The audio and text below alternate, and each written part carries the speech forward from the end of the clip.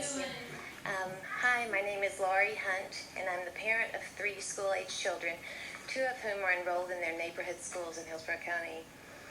I've had the good fortune to learn from some of our country's leading disability rights advocates, from Ari Ne'eman, founder of ASAN and Presidential appointee to the National Council on Disability, Cheryl Jorgensen, a leading national consultant on inclusive education, Ven Sequenzia, Mary Hsu of the University of New Hampshire Institute on Disability, and the National Center on Inclusive Education, which is part of the SWIFT grant, a $24.5 million grant from the U.S. Department of Education, Office of Special Education Programs, and USF is also part of that.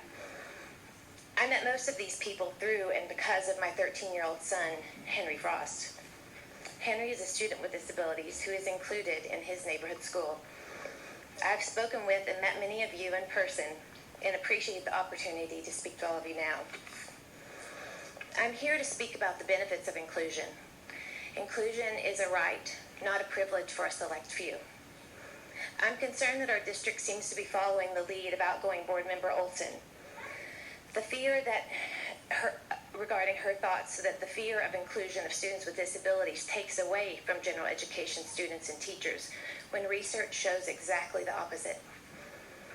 While the rest of the country moves toward full inclusion of all students, our district is going in the opposite direction.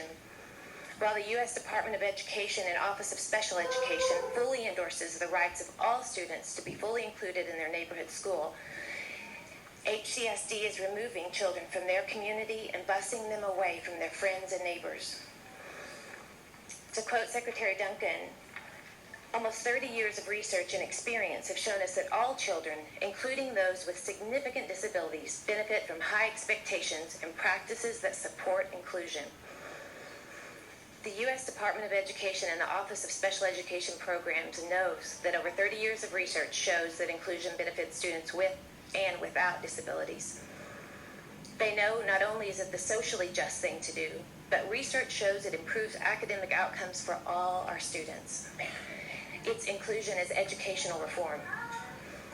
In January, after reading board member Olsen's remarks, I reached out to some national leaders on inclusive education. I was very concerned about how a school board member's ableist remarks would impact not only my son.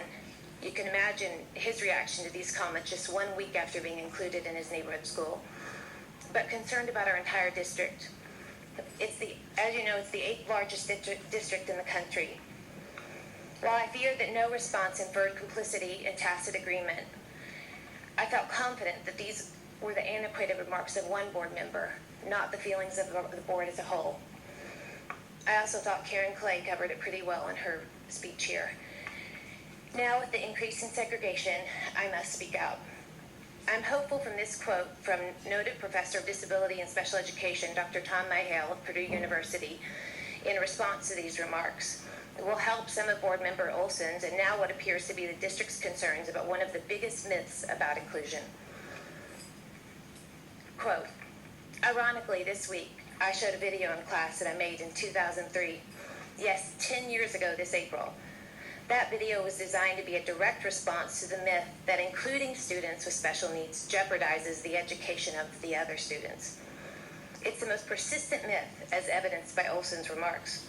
It's the myth that characterizes inclusion as disruptive and compromising the quality of education.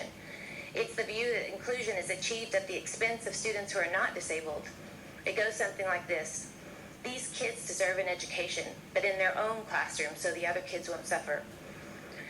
I told the future teachers in my class this week that it's stunning to me that in 2013 we still need to convince people of facts that were conclusively and clearly established decades ago. I referred to the San Francisco Unified School District, and yes, I mentioned Tampa, among districts that are right now at a place that other districts were at 38 years ago. We can ridicule for being them there, or, and this is where the higher ground comes in, we can be kinder than they. We can gently but firmly express the facts.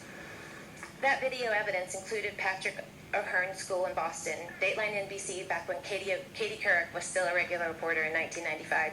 It showcased how inclusive education benefited students without disabilities. And the remarkable evidence, since inclusion began, children without disabilities have shown dramatic improvement in national standardized test scores. Math scores are up 30%, reading 18%, and now families are clamoring to get their kids into Ahern. I, along with other parents and students in the district, look forward to the progress that Hillsborough County School District will make in supporting the inclusion of all our students in their neighborhood schools.